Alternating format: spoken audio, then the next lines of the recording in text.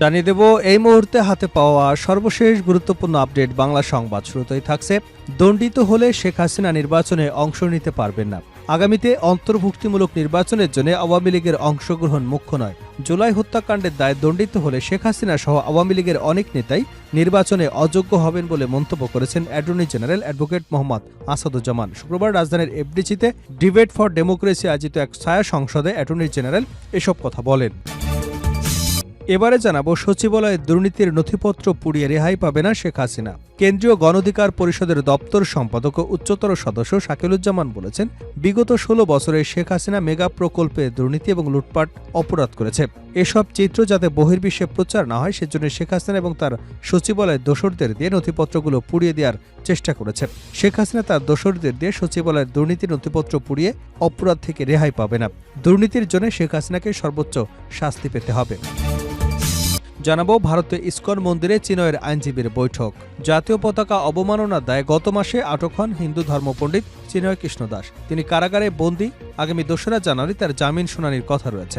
এতে তার পক্ষে আইনি লড়াই করবেন আইনজীবী রবীন্দ্র ঘোষ। এদিকে সেনাবাহিনী থেকে আমান আজমির বরখাস্তের আদেশ প্রত্যাহার। সেনাবাহিনী থেকে ব্রিগেডিয়ার জেনারেল আব্দুল্লাহিল আমান আজমির বরখাস্তের আদেশ প্রত্যাহার করা হয়েছে।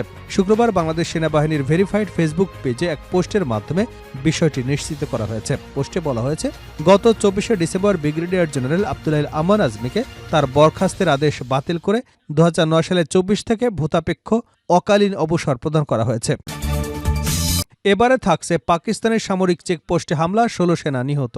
আফগান সীমান্তের কাছে পাকিস্তানের একটি সেনা চৌকিতে হামলায় অন্তত ১৬ সেনা নিহত হয়েছেন। আহত হয়েছেন আরও ৫ জন। আজ শনিবার ২ গোয়েন্দা কর্মকর্তার উদ্ধৃতি দিয়ে এ তথ্য জানিয়েছে ব্রিটিশ বার্তা সংস্থা রয়টার্স। নাম প্রকাশ না করবার শর্তে একজন সিনিয়র গোয়েন্দা কর্মকর্তা বলেন, ৩০ জনের একটি বড় দল খাইবার পাখতানখোয়া প্রদেশে মাকেন এলাকায় একটি সেনা পোস্টে হামলা চালায়। আক্রমণে ১৬ সেনা শহীদ এবং ৫ জন গুরুতর আহত হয়েছেন। এবং সর্বশেষ জানাবো আন্তর্জাতিক সংবাদ। তিব্বতে বিশ্বের সবচেয়ে বড় বাঁধ তৈরি করছে চীন। বাংলাদেশ ও ভারতের উদ্বেগ। তিব্বত মালভূমির পূর্ব দিকে বিশ্বের সবচেয়ে বড় জলবিদ্যুৎ বাঁধ নির্মাণ প্রকল্পের অনুমোদন দিয়েছে চীন। দেশটির এই উচ্চাভিলাষী প্রকল্প ভারত এবং বাংলাদেশের লাখো লাখো মানুষের উপর প্রভাব ফেলতে পারে। ব্রিটিশ সংবাদ মাধ্যম বিবিসির এক প্রতিবেদনে এ তথ্য জানানো হয়েছে। এতক্ষণ শিরোনাম শুনছিলেন, এবার বিস্তারিত। প্রিয় দর্শক, আপনি যদি এই চ্যানেলে নতুন হয়ে থাকেন, ভিডিওটি দেখতে দেখতে চ্যানেলটি সাবস্ক্রাইব করে আমাদের সঙ্গে থাকুন। আর এই ভিডিও সম্পর্কে আপনি আপনার মূল্যবান মতামতটি কমেন্ট বক্সে জানিয়ে দিন। আর হ্যাঁ প্রিয় দর্শক, জানিয়ে দিন ভিডিওটি কোথা থেকে দেখছেন। দণ্ডিত হলে শেখ হাসিনা নির্বাচনে অংশ নিতে পারবেন না। আগামীতে অন্তর্ভুক্তিমূলক নির্বাচনের জন্য আওয়ামী লীগের অংশগ্রহণ মুখ্য নয়। জুলাই হত্যাকাণ্ডের দায়ে দণ্ডিত হলে শেখ হাসিনা সহ আওয়ামী লীগের অনেক নেতাই নির্বাচনে অযোগ্য হবেন বলে মন্তব্য করেছেন attorney general advocate Mohammad Asaduzzaman. শুক্রবার রাজধানীর এফডিসিতে ডিবেট ফর ডেমোক্রেসি আয়োজিত এক ছায়া সংসদে অ্যাটর্নি জেনারেল এসব কথা বলেন। অ্যাডভোকেট মোহাম্মদ আসাদুজ্জামান বলেন, শেখ হাসিনা নির্মম পরিণামের পরে তার পাশে দলের কেউ দাঁড়াতে সাহস পাচ্ছে না। যারা নির্বাচন ব্যবস্থাকে ধ্বংস করেছিল, সংবিধান কেটে ছেড়ে মানুষের অধিকারকে ভুলুণ্ঠিত করেছে, তারা ইতিহাসের খলনায়ক হিসেবে চিহ্নিত হয়েছে। ইতিহাসের আস্তাখুরে নিক্ষিপ্ত হয়ে তারা বিচারের মাধ্যমে কারাগারে যাবে। জুলাই বিপ্লবের শহীদরা ইতিহাসের মহানায়ক হয়ে থাকবেন। এই বিপ্লব হয়েছিল মুক্তিযুদ্ধের চেতনা এবং বৈষম্যহীন বাংলাদেশ গড়ার প্রত্যয়। এই বিপ্লবের অর্জন ধ্বংসের চেষ্টা চলছে। কোনো ষড়যন্ত্রকারী এই অর্জনকে নস্যাৎ করতে পারবে না।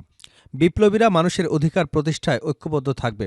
ফ্যাসিস্ট আওয়ামী লীগ মানুষের ভোটাধিকার হরণ করেছিল। তিনি বলেন, ১৯৭৩ সালে কুমিল্লা থেকে হেলিকপ্টারে ব্যালট বাক্স ছিনতাই করে ঢাকা এনে পছন্দের প্রার্থীকে বিজয়ীর ধারাবাহিকতায় বিগত ৩টি নির্বাচনকে প্রহসনে পরিণত করেছিল। এসব নির্বাচনকে যারা কলঙ্কিত করেছিল তাদের বিচারের আওতায় এনে দৃষ্টান্তমূলক শাস্তি হওয়া উচিত। সচিবালয়ের দুর্নীতির নথিপত্র পুড়িয়ে রেহাই পাবে না শেখ হাসিনা। কেন্দ্রীয় গণঅধিকার পরিষদের দপ্তর সম্পাদক ও উচ্চতর সদস্য শাকিলুজ্জামান বলেছেন, বিগত ১৬ বছরে শেখ হাসিনা মেগা প্রকল্পে দুর্নীতি এবং লুটপাট অপরাধ করেছে। এসব চিত্র যাতে বহির্বিশ্বে প্রচার না হয় সেজন্য শেখ হাসিনা তার সচিবালয়ের দোসরদের দিয়ে নথিপত্রগুলো পুড়িয়ে দেওয়ার চেষ্টা করেছে। শেখ হাসিনা তার দোসরদের দিয়ে সচিবালয়ের নথিপত্র পুড়িয়ে যে অপরাধ করেছে তা থেকে রেহাই পাবে না। দুর্নীতির জন্য শেখ হাসিনাকে সর্বোচ্চ শাস্তি পেতে হবে। শুক্রবার দুপুরে টাঙ্গাইল প্রেস ক্লাব মিলনায়তনে টাঙ্গাইল সদর উপজেলা ছাত্র অধিকার পরিষদের পরিচিতি সভায় প্রধান অতিথির বক্তব্যে এসব কথা বলেন তিনি। পাশাপাশি বলেন, শেখ হাসিনার দোষরা পরিকল্পিতভাবে সচিবালয়ের ভেতরে ভয়াবহ অগ্নিকাণ্ডের ঘটনা ঘটিয়েছে। শেখ হাসিনা পালিয়ে গেছে, কিন্তু তার দোষরা এখনো দেশে রয়েছে। তারা দেশে নৈরাজ্য সৃষ্টি করবার জন্য পায়তারা করছে। নির্বাচন প্রসঙ্গে শাকুলুজ্জামান বলেন, অন্তর্বর্তীকালীন সরকার সবার সরকার, কোনো গোষ্ঠীর সরকার নয়। আমরা চাই কিছু যৌক্তিক সংস্কার হোক, যৌক্তিক সংস্কার পরে নির্বাচনটা হোক, এত তাড়াহুড়োর প্রয়োজন নাই। তিনি আরও বলেন, বিগত সময় আমাদের নির্যাতন করা হয়েছে। আমরা যখন রাজপথে শেখ হাসিনার বিরুদ্ধে আন্দোলন করেছি তখন সচিবালয়ের ভেতর থেকেও বিভিন্ন কর্মকর্তা এবং আমলারা শেখ হাসিনার জন্য মিছিল করেছে। যেসব কর্মকর্তা এবং আমলারা শেখ হাসিনার পক্ষে বিগত সময় সচিবালয় থেকে মিছিল বের করেছে তারা এখনও কিভাবে সচিবালয়ে কর্মরত থাকে। এসব শেখ হাসিনার দোসরদের কারণেই সচিবালয়ে অগ্নিকাণ্ড হয়েছে। ভারতে ইসকন মন্দিরে চিনয়ের আইনজীবীর বৈঠক। জাতীয় পতাকা অবমাননা দায়ে গত মাসে আটক হন হিন্দু ধর্মপণ্ডিত চিনয় কৃষ্ণ দাস। তিনি কারাগারে বন্দী। আগামী ২রা জানুয়ারি তার জামিন শুনানি হবে। এতে তার পক্ষে আইনি লড়াই করবেন আইনজীবী রবীন্দ্র ঘোষ।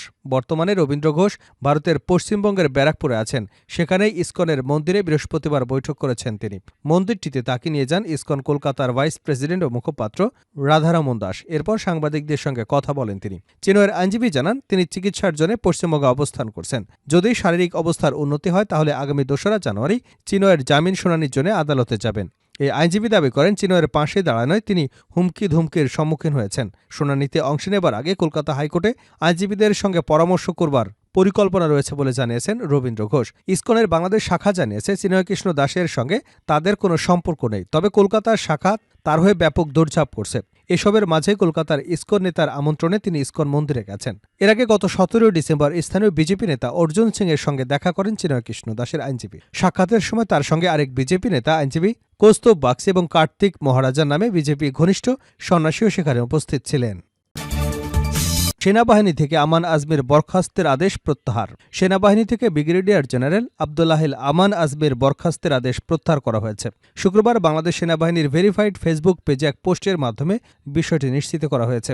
পোস্টে বলা হয়, গত ২৪শে ডিসেম্বর ব্রিগেডিয়ার জেনারেল আব্দুল্লাহিল আমান আজমিকে তার বরখাস্তের আদেশ বাতিল করে ২০০৯ সালের ২৪শে জুন তাকে ভূতাপেক্ষভাবে অকালীন অবসর প্রদান করা হয়েছে।